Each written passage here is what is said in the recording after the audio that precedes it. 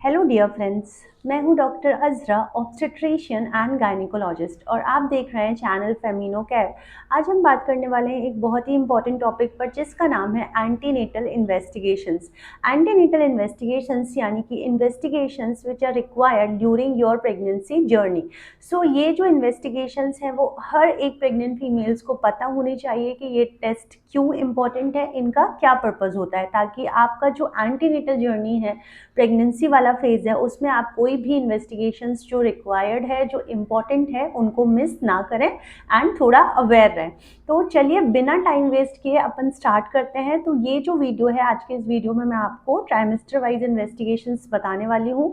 First trimester, second trimester and third trimester में कौन कौन से इन्वेस्टिगेशंस इंपॉर्टेंट हैं एंड इनका क्या पर्पज़ होता है। तो सबसे पहले स्टार्ट करते हैं फर्स्ट ट्राइमेस्टर इन्वेस्टिगेशंस। तो चलिए जानते हैं फर्स्ट ट्राइमेस्टर में कौन कौन से इन्वेस्टिगेशंस इंपॉर्टेंट होते हैं। फर्स्ट ट्राइमेस्टर अगर आपको नहीं पता है तो मैं बता दूं कि फर्स्ट ट्राइमेस्टर जो होता है उसे हम स्टार्टिंग के 3 मंथ्स वाला फेज बोलते हैं। यूजुअली 12 वीक्स तक लिया जाता है एंड कुछ कुछ साइंस एंड कुछ कुछ मेडिकल्स के अकॉर्डिंग ये अप टू 14 वीक्स तक भी होता है, कुछ अपडेट्स के अकॉर्डिंग।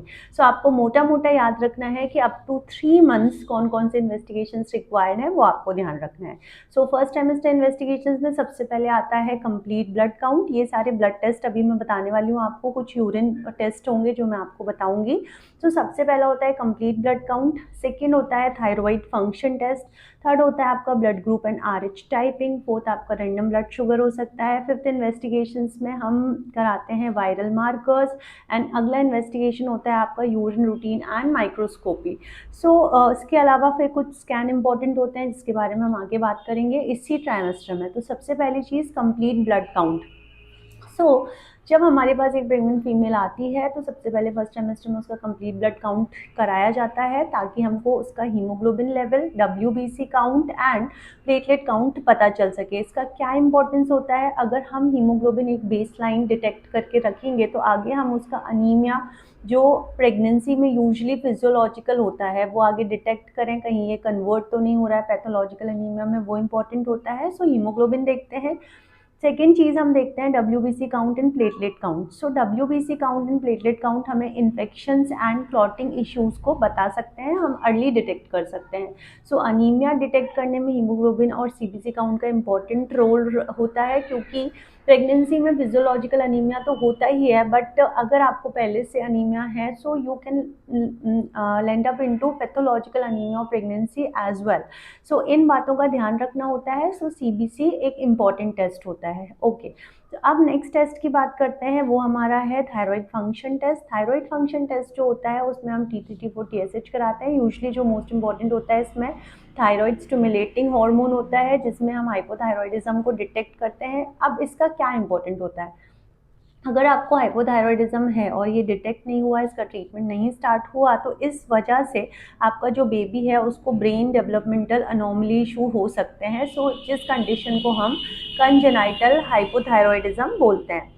नेक्स्ट हम बात करते हैं blood group and RH typing की। जो blood group and RH typing का ये इंपॉर्टेंस होता है दोस्तों कि अगर फीमेल का ब्लड ग्रुप नेगेटिव है तो उससे उसके बेबी में जो प्लेसेंटा से क्रॉस होगा उसमें एंटीबॉडीज़ डेवलप हो सकती है, और जो अगर नेक्स्ट प्रेगनेंसी है तो उसमें उसको प्रॉब्लम क्रिएट हो सकता है, बेबी के लिए ये प्रॉब्लमेटिक हो सकता है। सो अगर हमने आरएच ब्लड ग्रुप करा रखा है, आरएच टाइपिंग करा रखी है, तो इससे हम उसका अर्ली डिटेक्ट करके एंटीडी देकर प्रोफाइलेक्टिक उसको ट्रीट कर सकते हैं। प्रोफाइलेक्टिक प्रिवेंशन अवेलेबल होता है जिससे आपके बेबी को हीमोलाइटिक डिसीजेस से प्रिवेंट किया जा सकता है। नेक्स्ट इंपॉर्टेंट टेस्ट होता है random blood sugar. Random blood sugar भी एक बेसलाइन इन्वेस्टिगेशन होता है जिसमें हम ब्लड शुगर को देखते हैं कि आपका ब्लड शुगर लेवल बढ़ा तो नहीं है, क्योंकि प्रेगनेंसी अपने आप में एक डायबिटोजेनिक स्टेट होती है। सो इसमें जेस्टेशनल डायबिटीज़ मेलाइटस और ओवर डायबिटीज़ को रूल आउट करना इंपॉर्टेंट होता है। नेक्स्ट इन्वेस्टिगेशन है वायरल मार्कर। वायरल मार्कर में हम हेपेटाइटिस डिटेक्ट करते हैं। इसमें यूजुअली हम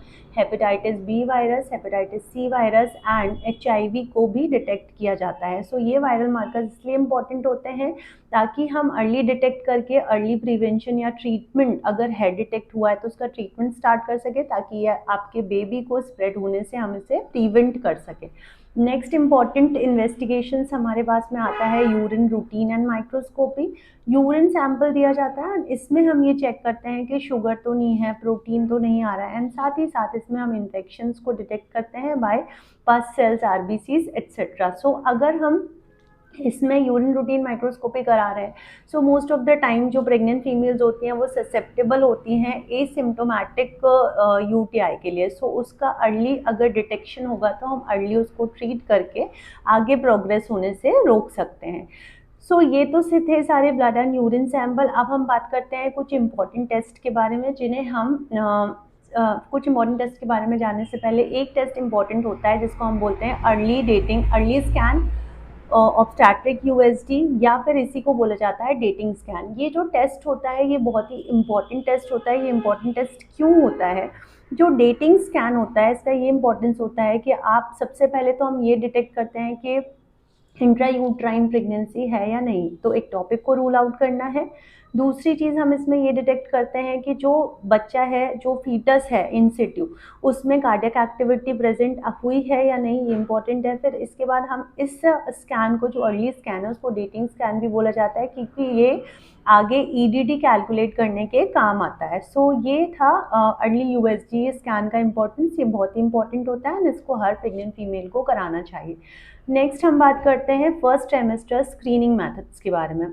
so first trimester screening method में पहला टेस्ट आता है एंटी स्कैन। ये एक सोनोग्राफी मेथड होती है, इसमें हम यूएसडी कराते हैं एंड इसमें हम न्यूकल ट्रांसल्यूसेंसी स्कैन न्यूकल ट्रांसल्यूसेंसी को मेज़र किया जाता है, उसकी थिकनेस देखी जाती है behind the neck.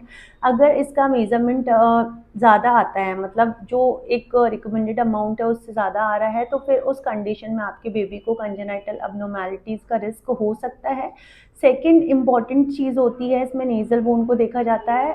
So anti scan जो होता है वो यूजली 11 to 13 वीक्स के बीच में रिकमेंड किया जाता है, बट कुछ जो रेडियोलॉजिस्ट हैं, कुछ जो गाइडलाइंस उसके अकॉर्डिंग अप टू 14 वीक्स आप इस स्कैन को करा सकते हैं। नेक्स्ट स्क्रीनिंग टेस्ट होता है dual marker test. Dual marker test में हम ब्लड टेस्ट लेते हैं एंड उसमें हम जो मार्कर्स होते हैं उसको डिटेक्ट करते हैं एंड उनके थ्रू हम एंटी स्कैन को कंबाइन करके एक कंबाइंड रिपोर्ट दी जाती है एंड उसमें देखते हैं कि कोई क्रोमोसोमल अबनॉर्मैलिटीज़ एंड डाउन सिंड्रोम का रिस्क तो नहीं है।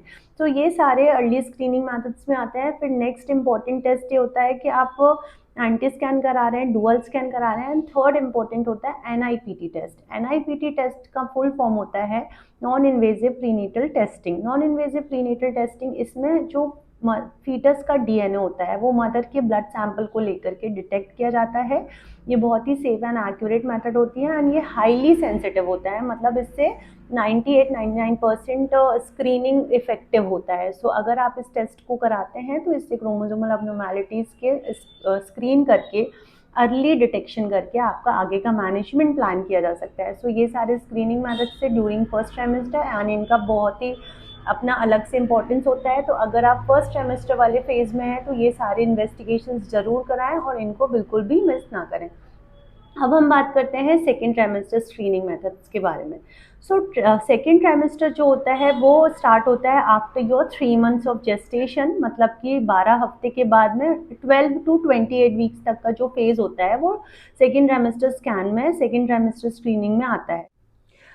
चलिए दोस्तों, अब बात करते हैं सेकेंड ट्राइमेस्टर स्क्रीनिंग मेथड्स के बारे में। सो सेकेंड ट्राइमेस्टर स्क्रीनिंग में सबसे पहला जो इंपॉर्टेंट टेस्ट होता है वो है ट्रिपल और क्वाड्रपल मार्कर टेस्ट। ट्रिपल और quadruple marker test blood test होते हैं जिसमें हम ब्लड बायोमार्कर्स को डिटेक्ट करते हैं।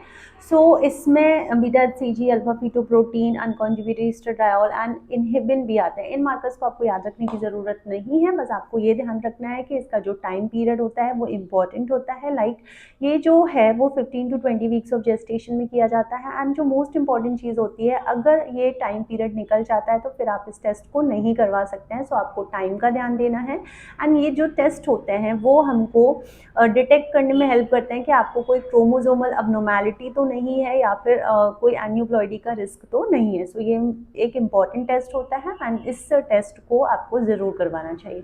नेक्स्ट टेस्ट आता है आपका anomaly scan. And target scan. Anomaly scan एक यूएसजी होता है एंड इसमें जो रेडियोलॉजिस्ट होते हैं या ऑब्स्टेट्रिशियन होते हैं वो डिटेल में आपका स्टडी करते हैं पूरा बेबी का structure, organs and placenta, amniotic fluid, हर चीज़ को। सो इसमें अगर कोई ऑर्गन के लेवल पे अनोमली होती है तो वो भी डिटेक्ट हो सकती है। अगर प्लेसेंटा या अदर लेवल पे एमनियोटिक फ्लूइड या कुछ भी चीज़ में प्रॉब्लम होती है तो वो अर्ली डिटेक्ट हो सकता है। इसका जो टाइम ड्यूरेशन होता है वो 18 to 22 वीक्स ऑफ जेस्टेशन पे कराया जाता है, यानी कि सेकेंड ट्राइमेस्टर में। एंड इसमें 70 to 80% कंजेनाइटल अनोमलीज डिटेक्ट की जा सकती हैं। सो ये बहुत ही इंपॉर्टेंट टेस्ट है एंड ये हर प्रेग्नेंट फीमेल को अपने प्रेगनेंसी जर्नी में ज़रूर करवाना चाहिए। सो ये नेक्स्ट अब हम बात करते हैं जो थर्ड इम्पॉर्टेंट टेस्ट आता है ड्यूरिंग सेकेंड ट्राइमेस्टर।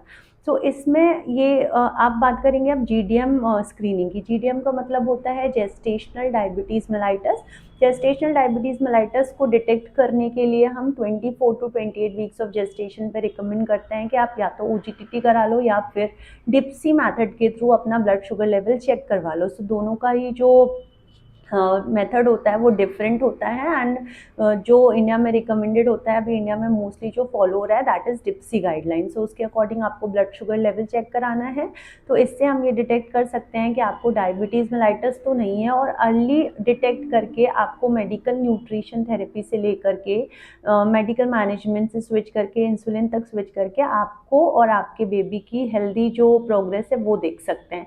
सो ये एक इम्पॉर्टेंट टेस्ट होता है, इसको ज़रूर कराइए। अगर आपके फैमिली में किसी को डायबिटीज़ की हिस्ट्री है so this test is must for you.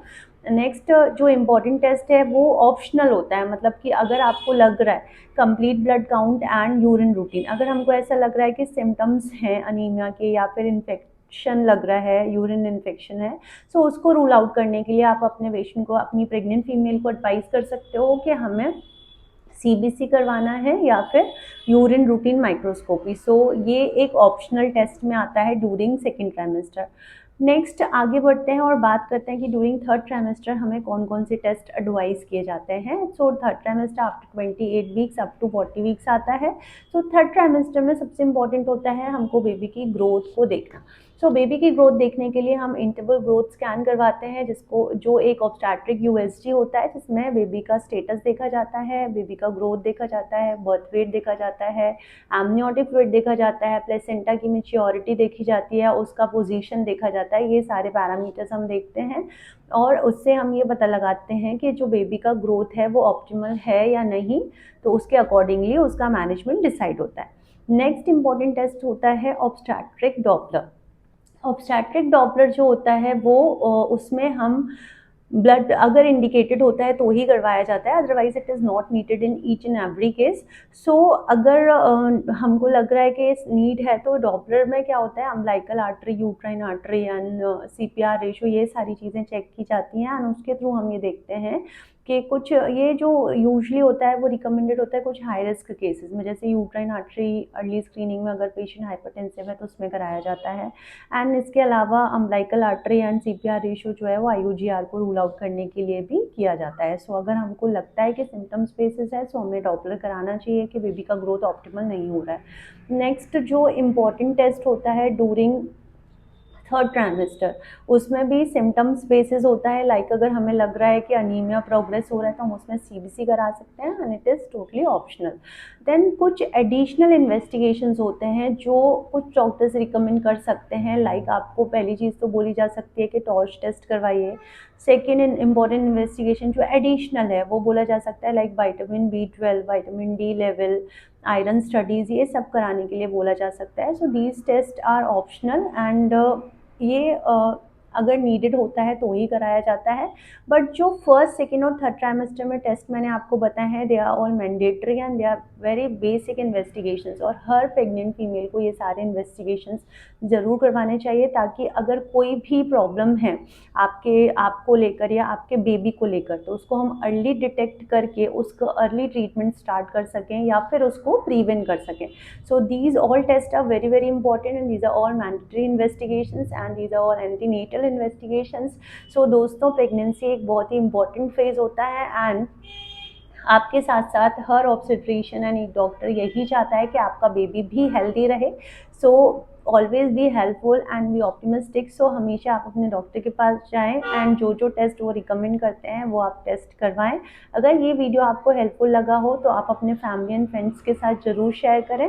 तब तक के लिए स्टे सेफ, मिलते हैं नेक्स्ट इन्फॉर्मेटिव वीडियो में। Bye bye.